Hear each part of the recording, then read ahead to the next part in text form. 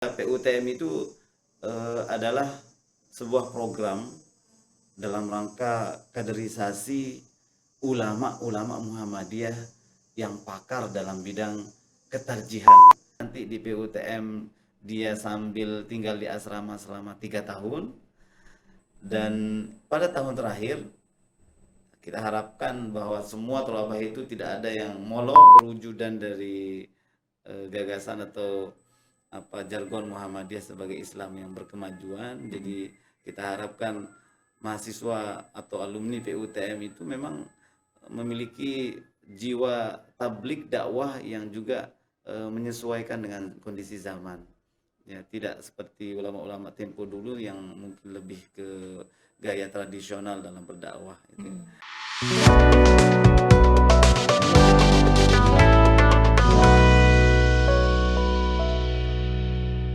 Assalamualaikum warahmatullahi wabarakatuh. Selamat datang di Kaum Podcast IBC, Islamic berkarakter dan cerdas. Kembali lagi bertemu dengan saya Naula Fatayatul Ulya dalam program On Campus.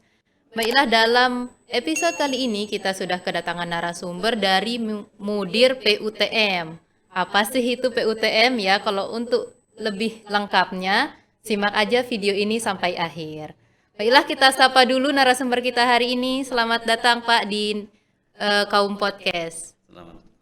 Ya, terima kasih Pak sudah hadir di sini. Sama-sama. Nah, sebelum kita ngobrol lebih lanjut nih, Bapak boleh memperkenalkan diri dulu ke teman-teman nih. Baik, nama saya Najamuddin, MPDI. Saya sebagai mudir atau direktur pendidikan ulama tarjih Muhammadiyah atau yang disingkat dengan PUTM Universitas Muhammadiyah Mataram. Sudah berapa lama jadi mudir di PUTM? Sesuai dengan umur PUTM juga yang baru beranjak 2 tahunan, maka saat itu juga saya berusia di PUTM 2 tahunan ini sebagai mudir. Asli orang mana nih Pak?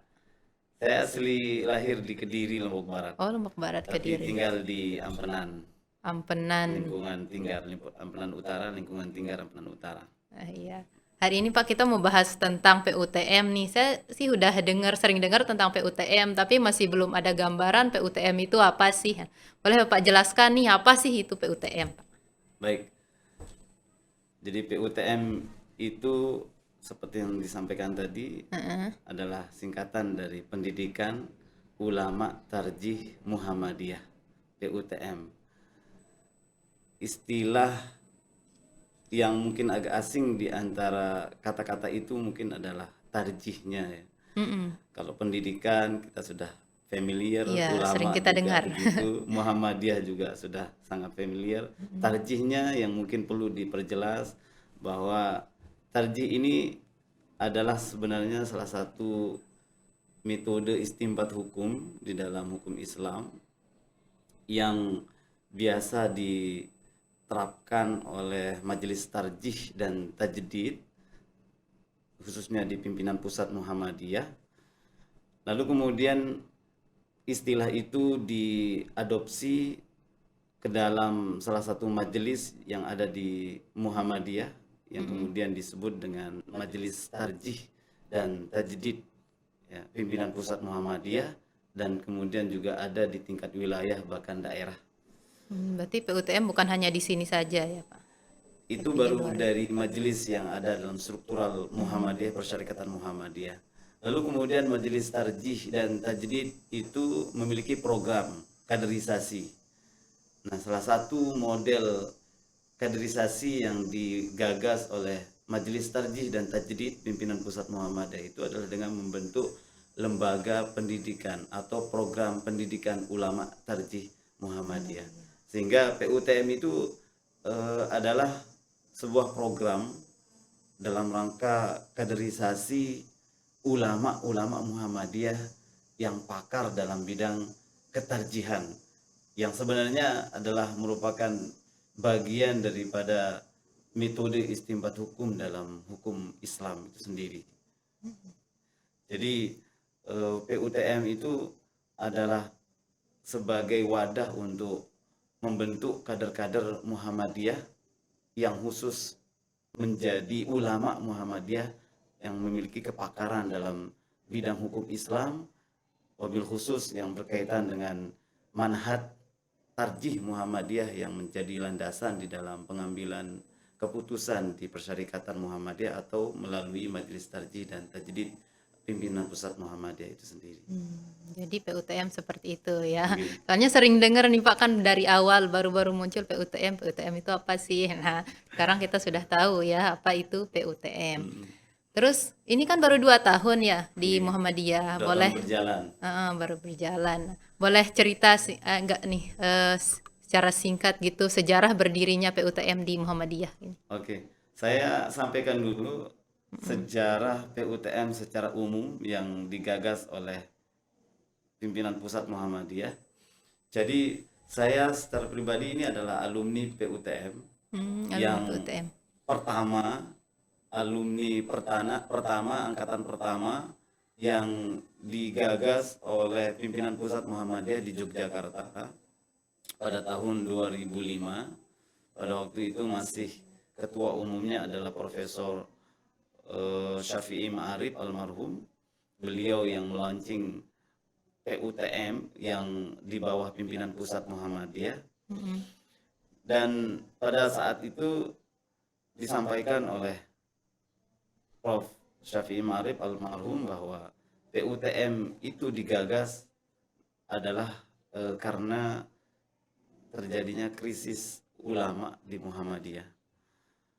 Namun sebenarnya kaderisasi ulama tarjih Muhammadiyah itu sudah terlaksana sebelumnya, yang digagas atau yang dilaksanakan oleh pimpinan wilayah Muhammadiyah Daerah Istimewa Yogyakarta. Namun pada tahun 2005 itulah pimpinan pusat atau Majelis Tarjih dan Tajdid pimpinan pusat Muhammadiyah mengambil alih atau melaksanakan program pendidikan ulama tarjih itu secara lebih serius, lebih terpusat melalui pimpinan pusat Muhammadiyah. Dan ini terus berlanjut sampai kemudian sekarang ini telah memiliki angkatan sekian atau belasan angkatan. Dan itu pun kemudian menjadi inspirasi bagi daerah-daerah atau wilayah-wilayah atau pimpinan wilayah Muhammadiyah di luar, khususnya di luar Jawa, untuk melaksanakan program PUTM itu. Seperti di Unismu Makassar, ada namanya PUT, Pendidikan Ulama Tarjih Universitas Muhammadiyah Makassar. Di Malang, di Universitas Muhammadiyah Malang juga ada, dengan istilah yang hampir sama, ada tarjih atau PUTM atau PUT-nya juga di Universitas Muhammadiyah Malang.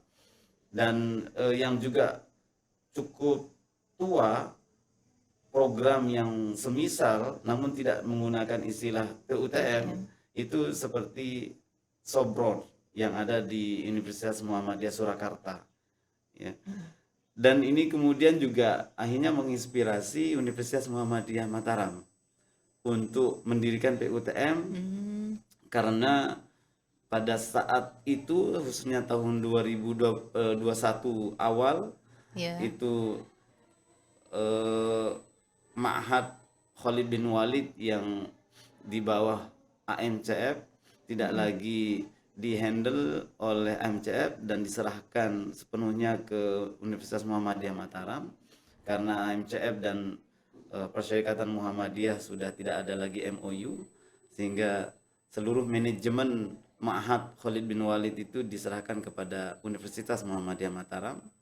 Dan oleh karena itu Universitas Muhammadiyah Mataram di bawah pimpinannya Pak Rektor Dr. Haji Arsyad Abdul Ghani kemudian menggagas pendidikan ulama tarjih Muhammadiyah sebagai pengganti daripada program yang ada di Ma'had Khalid bin Walid.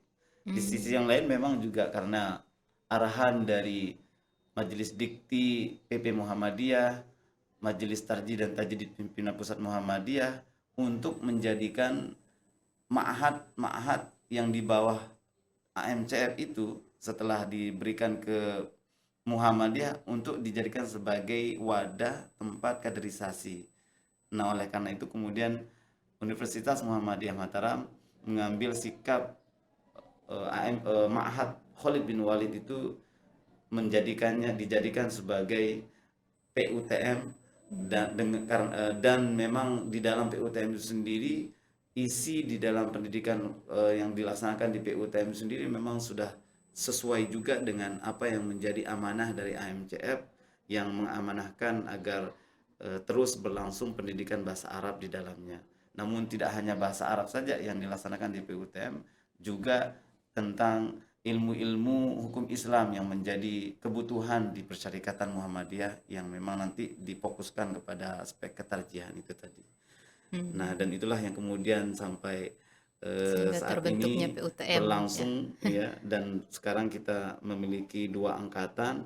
Yang angkatan pertama itu berjumlah 13 orang dari 27 pendaftar yang lolos 17, lalu yang sampai kemudian pada tahap seleksi terakhir itu yang lolos 13 orang, dan pada semester ketiga ini yang masih bertahan 12 orang.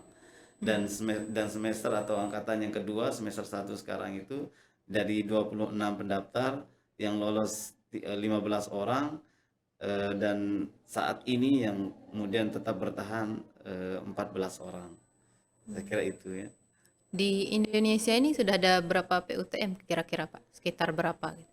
Yang saya ketahui secara langsung dari berita-berita yang diinformasikan melalui misalkan Suara Muhammadiyah atau mungkin media-media elektronik yang lain yang memang dimiliki oleh Muhammadiyah, ada yang pasti yang pertama itu ada di Yogyakarta, PUTM yang menjadi pusatnya, lalu kemudian ada di Malang, di Universitas Muhammadiyah Malang, ada di Universitas Muhammadiyah Makassar, kemudian yang terbaru itu di Universitas Muhammadiyah Gorontalo, dan yang tidak bernama PUTM tapi sebenarnya juga mendalami Programnya aspek sama. kekajian itu, yaitu Sobron di Universitas Muhammadiyah Surakarta itu. Ini yang saya ketahui. Mungkin yang lain karena memang tidak diekspos programnya, kita juga tidak mengekspos terlalu besar-besaran program PUTM yang ada di umat, sehingga mungkin universitas di luar sana dia tidak terlalu mengetahui keberadaan PUTM umat ini. Iya, banyak yang belum tahu. Banyak yang belum Bahkan tahu. sesama anak umat juga di sini banyak yang belum tahu, Pak. Nah, jadi Betul. biar semua teman-teman tahu nih dari podcast ini gitu. Betul, yang mungkin diketahui adalah Ma'had Khalid bin Walid sebelumnya. Karena sebelumnya Ma'had Khalid bin Al-Walid. Betul. Namun kemudian telah bertransformasi sekarang menjadi Pendidikan Ulama Tarjih Muhammadiyah, Universitas Muhammadiyah Mataram. Terus untuk yang mengikuti programnya kriterianya apa aja? Siapa aja gitu yang boleh ikut bergabung di PUTM itu? Jadi ada syarat umum, ada syarat khusus tentunya untuk masuk PUTM. Syarat umumnya diantaranya misalkan secara akademik tentu dia sudah lulus SMA atau sederajat, aliyah atau sederajat. Lalu kemudian dia memiliki kompetensi seperti ilmu bahasa Arab dasar, baca Al-Quran atau kemampuan kompetensi Al-Qurannya juga cukup ya, dan ilmu keislaman yang lainnya juga memadai, sehingga memang dari situ kita bisa menseleksi atau melihat bahwa yang bisa masuk PUTM tentunya yang memang mungkin lulusan seperti pondok pesantren. Kalau yang murni non pondok pesantren atau murni sekolah umum sulit untuk masuk PUTM karena nanti akan ini karena kesulitan. Pendidikan ulama ya. Betul, kesulitan untuk mengikuti proses belajar. Itu di antara syarat-syarat umumnya ya. Kalau syarat-syarat khususnya yang pasti misalkan harus ada rekomendasi dari pimpinan daerah Muhammadiyah yang ada di wilayah NTB khususnya, karena memang ini dihususkan untuk wilayah-wilayah atau daerah-daerah yang ada di NTB. Kita belum berani membuka untuk sampai di luar daerah karena memang keterbatasan kuota, hanya maksimal 20 orang. Berarti kalau lebih pendaftarnya itu nggak bisa. Pendaftar boleh saja lebih berapapun, Maksudnya tetapi yang yang diterima kemudian kita cuman segitu. terima itu maksimal 20, Berarti benar-benar minimal nggak ada. diseleksi ya, nggak semua orang bisa masuk gitu. Nggak bisa. Jadi kita akan seleksi ketat. Kalau semakin banyak pendaftar, tentu kita akan selektif untuk memilih mereka, memilih yang terbaik di antara mereka. Jadi tidak harus 20 orang yang kita Berarti terima, meskipun pendaftarnya kurang dari 20 belum tentu lulus semua ya. belum tentu lulus semua. Yang lebih saja pendaftarnya belum tentu kita terima 20. Jadi kita terima ya memang benar-benar memiliki komitmen dan memenuhi kompetensi-kompetensi yang ada. Jadi syarat khususnya yang diantaranya itu tadi ya harus memiliki rekomendasi dari pimpinan daerah Muhammadiyah setempat. Selain daripada itu syarat-syaratnya seperti syarat-syarat mahasiswa umumnya ketika mendaftar di Universitas Muhammadiyah Mataram sendiri.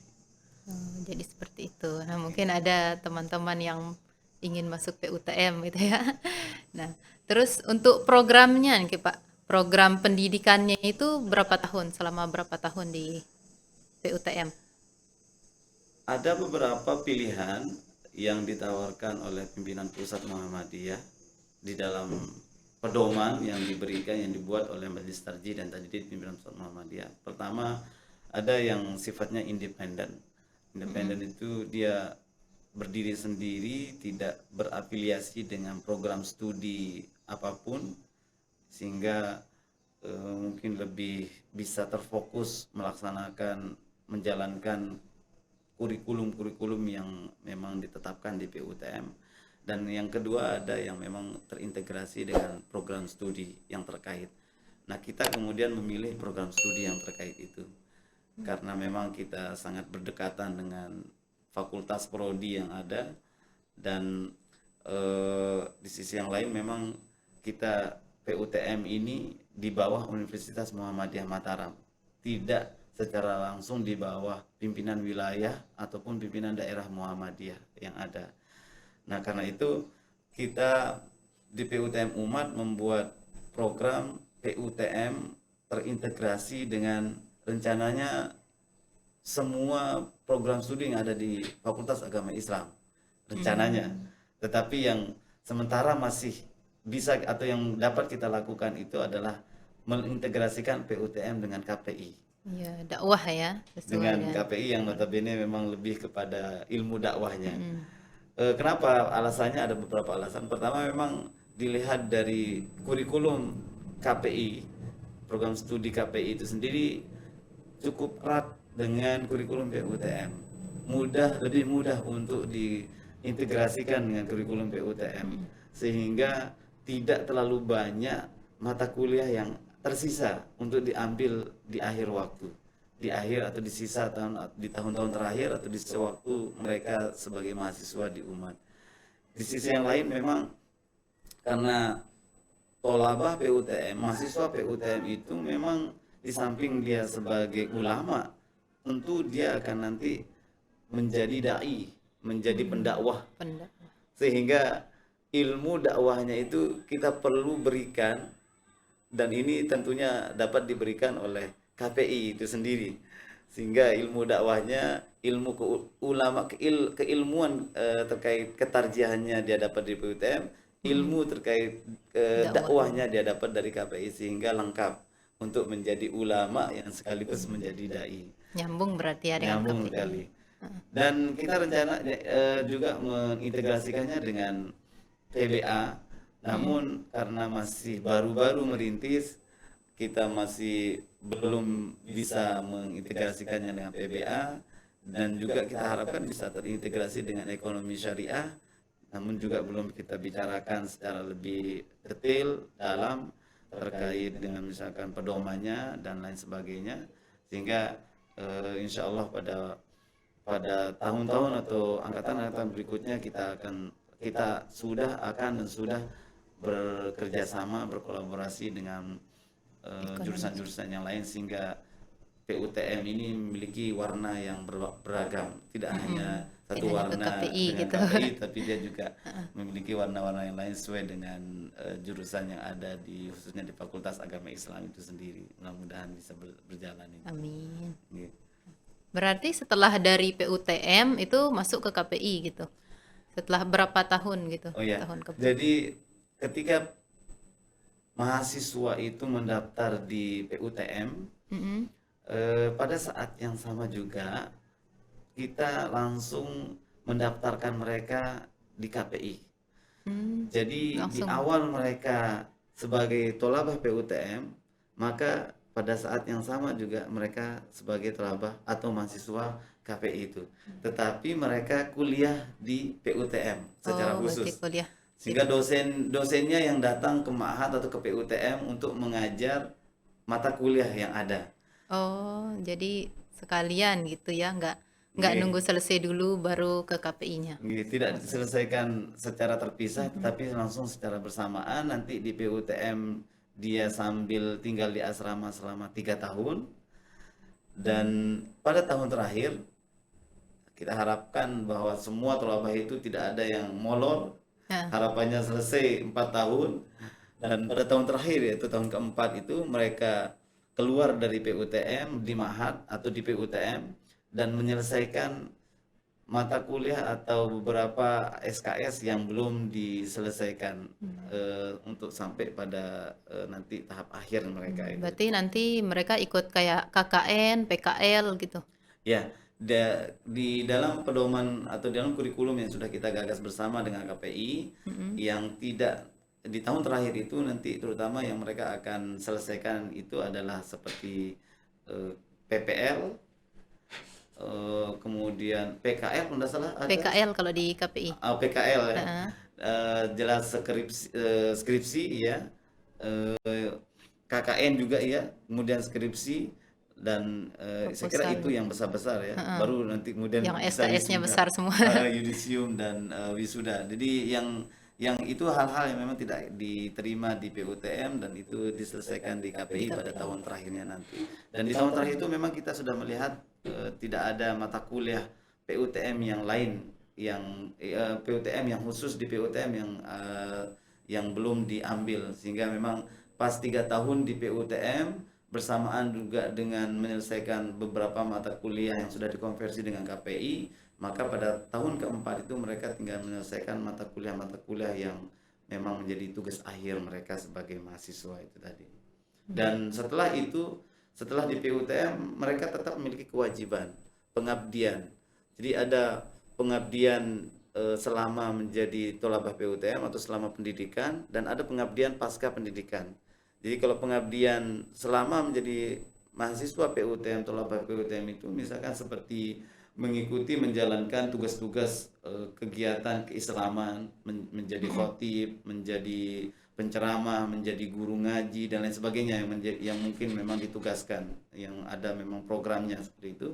Dan ada pengabdian pasca pendidikan, dan ini nanti terlaksana ketika mereka telah lulus dari PUTM, dan pengabdian pasca pendidikan ini nanti berlangsung selama 3 tahun. Jadi Selama mereka 3 sambil tahun. menyelesaikan tahun terakhir di KPI, di saat yang sama atau di tahun yang sama mereka sedang menjalani masa pengabdian. Selesai kemudian wisuda dari KPI atau dari Universitas Muhammadiyah Mataram, mereka masih melanjutkan pengabdian selama 2 tahun. Nanti tempat pengabdian itu tergantung di mana memang dibutuhkan, seperti itu. Kita Berarti tidak ditempatkan di memastikan suatu daerah gitu untuk. bisa di satu daerah yang lain di luar Mataram, eh, bisa juga di daerah di dalam Mataram sendiri. Yang penting, yang pasti memang ada tempat yang membutuhkan. Kalau tidak dibutuhkan, kalau tidak diminta, kita nggak berani melepas mereka di suatu tempat yang memang tidak Berarti udah di diharapkan. tempat-tempat tertentu. Jadi, oh iya, saya tambahkan yang lain dalam masa pengabdian mereka ini juga, dalam masa pendidikan mereka ini ada masa pengabdian juga yang lain yang saya lupa sebutkan tadi, yaitu namanya mubalik hijrah itu tadi. Di mubalik hijrah itu kegiatan tablik, kegiatan dakwah yang dilaksanakan setiap tahun pada bulan Ramadan. Jadi selama bulan Ramadan full kurang lebih ya 30-an hari itu mereka akan terjun di lapangan, turun di masyarakat-masyarakat yang khususnya memang menjadi komunitas warga Muhammadiyah, dan oleh karenanya memang ada tanggung jawab, ada permohonan dari pimpinan daerah ataupun cabang Muhammadiyah yang ada di NTB untuk meminta dan atau memberikan layanan atau fasilitas kepada mereka untuk nanti mereka bertugas melaksanakan tablik di daerah di tempat mereka ditugaskan itu tadi, dan itu dilaksanakan selama bulan Ramadan. Dan ini menjadi kegiatan yang dikonversi dengan beberapa atau mata kuliah tertentu yang ada di KPI yang kalau tidak salah namanya praktek hitobah kalau tidak salah. Oh Jadi iya, ini ada sudah mata kuliah terintegrasi praktek. dengan mata kuliah praktek hitobah itu sendiri di KPI, kegiatan mubalik hijrahnya itu. Berarti selama kuliah ini udah terlatih ya, jadi nanti pas pada saat pengabdian mereka sudah siap ya. Insya Allah. Jadi di kultum-kultum setiap ada zuhur di Masjid Al-Khuri, mereka telah dijadwalkan ya. Di setiap tahun mereka harus terjun ke lapangan. Jadi dengan praktek seperti ini, program yang seperti ini, insya Allah membuat mereka telah terbiasa dengan public speaking, khususnya menyampaikan masalah-masalah keislaman, keagamaan yang memang itu mungkin berkaitan dengan pemahaman Muhammadiyah itu sendiri. Nah, terus ini Pak, untuk apa sih perbedaan antara PUTM yang ada di Muhammadiyah dengan PUTM di daerah lainnya? Kalau dilihat dari pedoman, sebenarnya tidak ada yang cukup membedakan antara PUTM yang di umat maupun yang di luar sana. Karena kalau mengacu pada pedoman induk yang dibuat oleh Majelis Tarjih dan Tajdid, Oh, berarti untuk Pimpinan semua Pusat Muhammadiyah. PUTM itu satu pedomannya gitu. Mestinya begitu. Heeh. Karena Oh, saya tidak tahu pasti di luar sana mereka apakah menggunakan pedoman yang dari pimpinan pusat Muhammadiyah itu atau tidak. Misalkan berkaitan dengan kurikulum mata kuliah PUTM itu sendiri. Jadi yang menjadi substansinya itu kan mata kuliah yang ditetapkan dalam pedoman itu sendiri untuk nanti bisa mengarah kepada bagaimana menghasilkan ulama-ulama Muhammadiyah yang memiliki keahlian dalam bidang ketarjihan itu tadi. Saya tidak tahu pasti di luar sana itu mereka menggunakan pedoman itu atau tidak. Tapi yang pasti di PUTM Umat kita menggunakan pedoman dari Majelis Tarjih dan Tajdid Pimpinan Pusat Muhammadiyah sendiri. Namun yang kalau itu dijadikan sebagai pedoman, saya pikir dari aspek substansi sama. sama semua. Di Karena aspek satu substansi pedoman. ya. Karena nanti mengarah kepada melahirkan ulama-ulama di bidang ketarjihan itu. Tapi misalkan di sisi yang lain yang berbeda itu terkait masalah kerjasama dengan pihak yang lain gitu. Jadi kayak di PUTM Yogyakarta itu mereka berdiri sendiri. PUTM Yogyakarta itu yang memang di bawah pimpinan pusat itu berdiri sendiri, berada di suatu daerah yang jauh juga, maksudnya dari perkotaan, yaitu di Kaliurang sana. Namun memang sudah ada MOU dengan beberapa universitas seperti Universitas Muhammadiyah Yogyakarta dan Universitas Ahmad Dahlan. Cuman mereka tidak langsung tidak langsung mata kuliah yang ada di UMY ataupun di UAD itu sendiri. Jadi mereka fokus di tempat PUTM itu Beda dilaksanakan dengan di sini sendiri. ya, langsung. Betul, beda dengan yang di sini langsung bersamaan dengan dosen-dosen yang ada di KPI yang memang menjadi mitra atau kolaborasinya. Tapi kalau di PUTM Yogyakarta itu tidak seperti itu. Walaupun memang sudah ada MOU dengan dua universitas tadi itu, tapi dia tidak secara langsung berintegrasi dalam Berarti proses fokus dulu kegiatan ke belajar program mengajarnya. PUTM-nya. Betul, khusus memang mempelajari PUTM-nya dulu di sana, mata kuliah yang menjadi pedoman di PUTM itu sendiri, dan baru nanti setelah selesai di PUTM barulah mereka kemudian beraktivitas di Universitas Muhammadiyah Yogyakarta ataupun di Ahmad Dahlan itu sendiri. Yang lain ada yang memang langsung berintegrasi seperti yang saya ketahui itu kayak di Universitas di PUT Pendidikan Ulama Tarjih Universitas Muhammadiyah Malang itu dia memang juga berintegrasi dengan PAI-nya, Fakultas Agama Islam Universitas Muhammadiyah Malang. Kalau di Sobron itu mereka langsung berintegrasi dengan juga beberapa jurusan yang ada di Fakultas Agama Islam di Universitas Muhammadiyah Surakarta Ya seperti hampir sama dengan yang di Universitas Muhammadiyah Mataram, PUTM yang di Universitas Muhammadiyah Mataram ini modelnya. Karena itu lebih eh, efektif ya Iya. menurut kita Kalau karena nunggu langsung. selesai dulu numpuk nanti mata kuliah yang Betul. belum ditempuh. Terlalu lama memang kalau Kejar-kejaran. kalau dipisah mungkin nanti akan terlalu lama Mm-mm. pelaksanaan pembelajarannya, kuliahnya ya. Dan apa namanya juga bisa jadi ada miskomunikasi dengan mungkin pihak-pihak di fakultas atau di program studi yang menjadi mitra ya.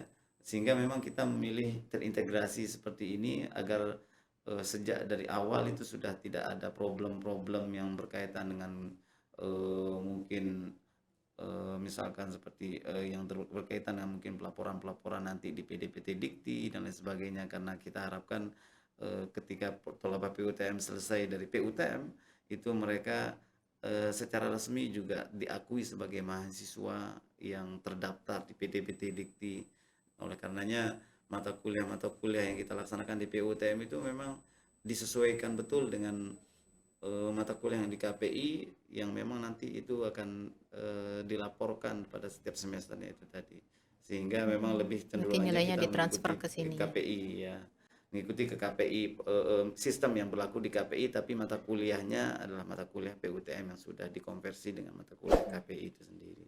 Terus untuk ijazahnya dari apakah ada dua gitu dari PUTM 1 sama Muhammadiyah atau gabung jadi satu di Muhammadiyah aja? Karena PUTM secara khusus itu adalah non formal, Mm-mm. jadi memang ijazah ataupun syahadah yang nanti dikeluarkan tidak bisa dipakai secara resmi untuk kebutuhan-kebutuhan yang formal tentunya ya.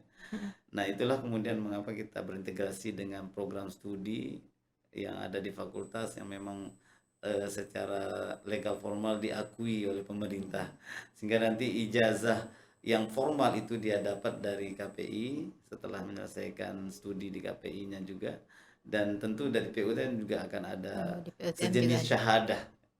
syahadah kita sebut, karena kalau ijazah mungkin terlalu formal ya. Mm-mm. Ya ijazah boleh saja tapi mungkin lebih ke syahadah saja. Syahadah sebagai bukti bahwa yang Mereka sudah. bersangkutan telah selesai di PUTM sebagai alumni PUTM dan itu menjadi ID card untuk tolak itu PUTM sendiri sebagai alumni PUTM itu sendiri. Nah, dan apa namanya? Jadi dia akan memperoleh 2 ijazah itu tadi ya, karena memang dia berada di 2 lembaga yang non formal dan yang formal itu sendiri. Ya, biar ada bukti udah bukan hanya kuliah di KPI-nya aja ya, tapi udah ada materi tambahan yang didapat di PUTM. Jadi materi PUTM itu yang utama sebenarnya. Kita berupaya betul bahwa mata kuliah PUTM itu yang menjadi mata kuliah yang utama diajarkan. Maksudnya misalkan ketika dikonversi dengan mata kuliah KPI, mata kuliah yang diajarkan oleh atau yang diajarkan di PUTM itu adalah mata kuliah yang memang sudah di PUTM. Hanya nanti misalkan nilai dari mata kuliah itu ketika ditransfer ke KPI itu sesuai dengan nomenklatur mata kuliah yang di KPI. Jadi mata kuliahnya itu memang kita harapkan memang yang asli dari PUTM, karena mata kuliah PUTM itu memang berbasis kitab yang jelas tentunya berbahasa Arab, sehingga nilai-nilai keulamaannya yang memang harus menguasai bahasa Arab itu tetap terlaksana di PUTM. Dan ini kolaborasi atau integrasi dengan KPI ini sebenarnya hanya untuk memperoleh formalitas dari KPI atau Fakultas Kepemitraan itu sendiri, sehingga kita upayakan betul mata kuliah yang diberikan di PUTM itu memang mata kuliah PUTM yang itu diakui oleh KPI. Jadi kalau ada mata kuliah, tapi ada beberapa memang mata kuliah KPI yang memang sama sekali murni Tidak KPI, bisa yaitu kita tidak bisa dilakukan di otak-atik di PUTM, di sama murni kayak diajarkan radio PUTM. misal gitu kan. Betul. Jadi kayak broadcasting misalkan, itu memang tidak ada di PUTM, di Berarti pedoman dikuliahkan di kurikulum KPI. PUTM. Jadi Berarti itu di tetap seperti itu PUTM itu mata ada kuliahnya. nilai plusnya ya gitu Kak.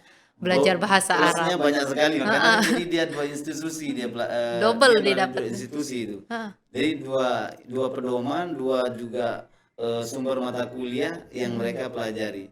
Dan lebih fokusnya adalah tentu kita ke PUTM-nya sendiri. Di ilmu-ilmu kedakwahannya itu ya itu diperolehnya dari KPI sendiri, terutama ilmu-ilmu dakwah yang lebih kontemporer yang memang melibatkan teknologi dan itu ada di KPI, dan itulah yang kita tidak bisa taati di PUTM, tetap seperti itu kita ajarkan di PUTM. Biar Jadi, nanti bisa berdakwah melalui media gitu ya. betul.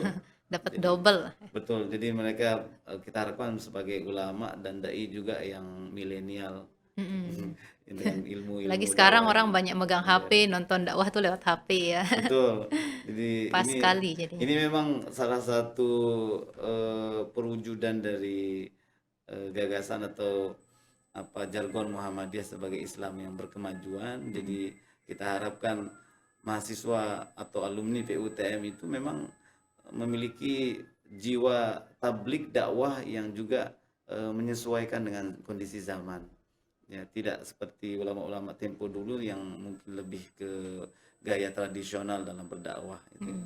Oleh karenanya makanya pas sekali PUTM sekarang itu berintegrasi dengan PUTM Umat, berintegrasi dengan KPI yang notabene memang sudah menerapkan kurikulum dakwah yang memang berkait yang disesuaikan dengan perkembangan zaman dan teknologi sekarang ini. Iya. Nah, terakhir nih Pak, mungkin apa harapan Bapak nih untuk PUTM Umat ke depannya? Harapan yang paling besar tentunya dari PUTM Umat ini adalah benar-benar bisa menjadi, kalau bahasa saya itu Kopassusnya Muhammadiyah. Karena kita tahu Kopassus itu adalah orang-orang khusus, orang-orang pilihan yang menjadi garda terdepan di dalam membela negara.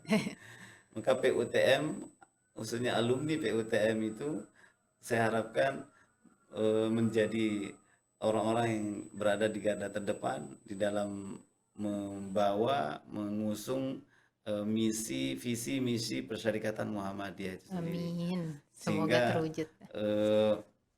melalui PUTM ini atau khususnya PUTM Umat ini menjadi role model bagi proses pendidikan yang ada di luar PUTM sendiri yang ada di Universitas Muhammadiyah Mataram, ya. Lebih-lebih kemudian bisa menjadi role model untuk PUTM yang ada di luar sana seperti itu. Amin. Itu yang paling besar harapan saya. Harapan saya yang mungkin bersifat agak sedikit sepele tapi mungkin penting juga adalah bagaimana agar PUTM Umat ini terus berjalan walau terjadi pergantian pemimpinan di Universitas Muhammadiyah Mataram, karena sekali lagi saya tegaskan bahwa PUTM itu adalah sebagai wadah kaderisasi untuk regenerasi tokoh-tokoh atau regenerasi Persyarikatan Muhammadiyah itu sendiri, sehingga kalau PUTM tidak berlangsung berjalan maka otomatis tidak ada atau tidak berlangsung pula proses regenerasi yang ada di Persyarikatan Muhammadiyah, sehingga ini nanti akan semakin memperparah kondisi krisis keulamaan atau kader Muhammadiyah itu sendiri. Sekira itu yang perlu saya tambahkan untuk harapan terkait PUTM Umat itu sendiri. Iya, semoga semua harapan dari PUTM terkabulkan ya. Semoga PUTM semakin ke depan, semakin baik, semakin maju ya Pak ya. Amin. Ya baik, terima kasih untuk hari ini Pak. Terima kasih sudah hadir di Kaum Podcast. Terima kasih untuk penjelasan yang sudah rinci ya menurut saya. Penjelasan rinci tentang PUTM. Ya, terima kasih juga untuk teman-teman yang sudah nonton. Nah, tadi kita sudah mendengarkan dari awal PUTM itu seperti apa, kemudian sejarahnya seperti apa, programnya apa saja, dan lain sebagainya. Untuk yang penasaran dengan apa sih itu PUTM mungkin atau ada yang ingin bergabung dan PUTM, disimak videonya sampai habis ya, jangan di-skip. Jangan lupa like dan komen video ini, jangan lupa juga di-share, jangan lupa juga di-subscribe ya, yang paling penting channel YouTube Kaum Podcast. Saya Naula Fatayatul Ulia mohon pamit undur diri. Wassalamualaikum warahmatullahi wabarakatuh.